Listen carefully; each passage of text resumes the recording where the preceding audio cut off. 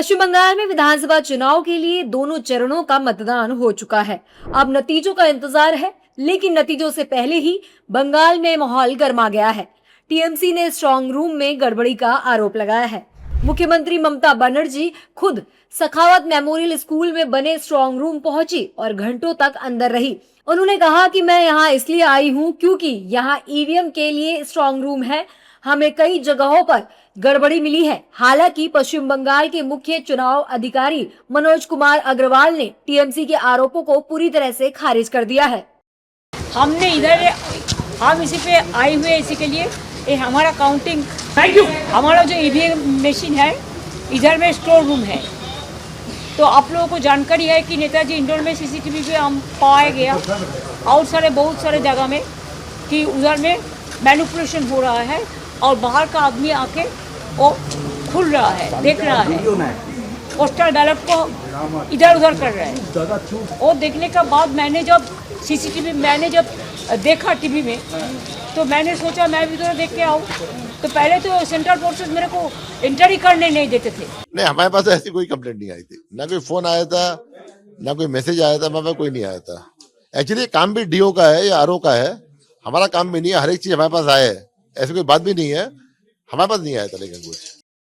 हालांकि टीएमसी नेताओं ने चुनाव आयोग द्वारा स्पष्टीकरण के बाद भी स्ट्रांग रूम में गड़बड़ी का आरोप लगाया है। टीएमसी नेताओं का कहना है कि बीजेपी अपनी सरकार बनाने के लिए वोटों में गड़बड़ी करना चाहती है। काल जो हुआ था ये तो सील्ड स्ट्रांग रूम है ना, तो अचानक हम लोग देखा सील्ड स्ट्रांग रूम वो खोल के कुछ लोग अंदर मूवमेंट हो रहा है। क्या मूवमेंट हो रहा है, कैसे मूवमेंट हो रहा है, क्यों होगा, इसीलिए हमारा प्रोटेस्ट था। हम लोग जानना चाहते थे। तो वो लोग बोल रहे हैं हम भेजा है, हम मेल भेजा है। और अगर आप लोग मेल भेजा है तो घुसने क्यों नहीं दे रहा है? आप इनविटेशन लेटर भेज रहे हो और खाने के लिए कुछ भी नहीं हो, डिनर टेबल पे नहीं बैठने दे रहे हो, तो वो इनविटेशन लेटर का क्या मतलब था? इलेक्शन कमीशन की तरफ से हर एक स्ट्रांग रूम के बाहर सीसीटीवी फुटेज का वीडियो दिखाई दे रहा है, आप भी जाके देख सकते हैं। तो उधर का वीडियो है, ऑफिशियल है उधर का वीडियो। हमारी तरफ से कोई वीडियो उठाया नहीं क्योंकि हमको तो अंदर जाना माना है।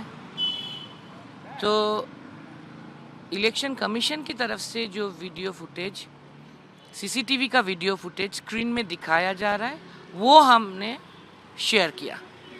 तो वो अगर फेक होगा तो इलेक्शन कमीशन ही फेक निकलेगा।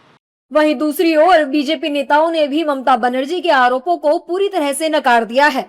बीजेपी नेताओं ने साफ कहा है कि ममता दीदी बंगाल में हार रही हैं। अपनी हार का ठीकरा चुनाव आयोग के सिर पर फोड़ना चाहती है।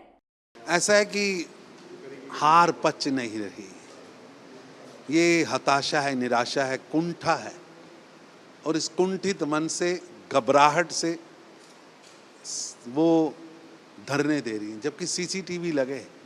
सीसीटीवी की उनको इलेक्शन कमीशन ने कहा आप देखिए, लेकिन अब ममता जी हैं जिन्होंने निर्ममता से सरकार चलाई है। अब जनता उस निर्ममता का, उस अत्याचार का जवाब दे रही है, वो पच नहीं रहा। पश्चिम बंगाल के जो इलेक्शन कमीशन है, बंगाल का जो इलेक्शन आयोग है, उन्होंने पूर्व सूचना सब पार्टीज को दी। 4 बजे की सूचना दी कि 4 बजे वे पोस्टल बैलेट की सेग्रीगेशन का प्रोसेस करेंगे। सब पार्टीज़ को उन्होंने इनवाइट किया। उसमें ममता बनर्जी की पार्टी टीएमसी नहीं गई, बाकी पार्टीज वहाँ पे रही।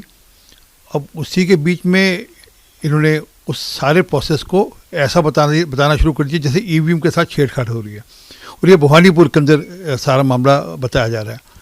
तो स्पष्ट है कि ममता बनर्जी डरी हुई हैं।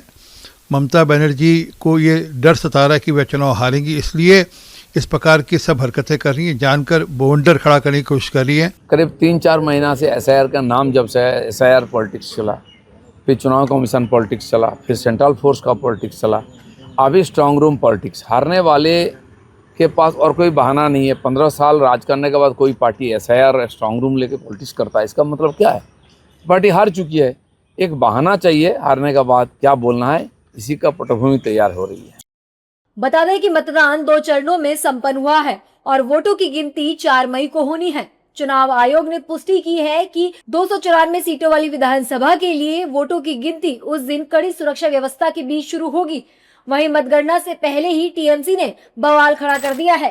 टीएमसी ने बीजेपी और चुनाव आयोग पर लोकतंत्र से खिलवाड़ करने का आरोप लगाया है। टीएमसी के आरोप पर बंगाल का सियासी माहौल गर्मा गया है।